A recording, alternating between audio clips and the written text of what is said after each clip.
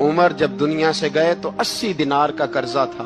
22 लाख मुरब्बा मील का हुक्मरान अपने बेटे से कहने लगे, बेटे कोशिश करना तेरे खानदान वाले मिलके मेरा कर्जा उतार दे, मेरी कब्र पे बोझ ना रहे।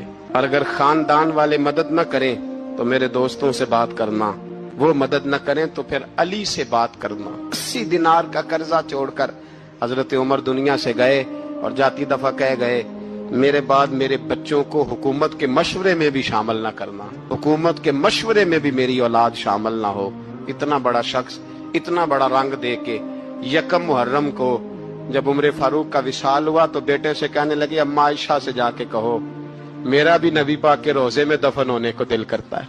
एक कब्र की जगह है अम्मा जी ने अपने लिए रखी है, बुखारी या बुखारी। हजरत आयशा के पास साहबजादे गए, कहने लगे, अम्मा जी उमर को जख्म लग गया है, हालत बड़ी परेशानी वाली है। वो कहते हैं अगर अम्मा इजाजत दें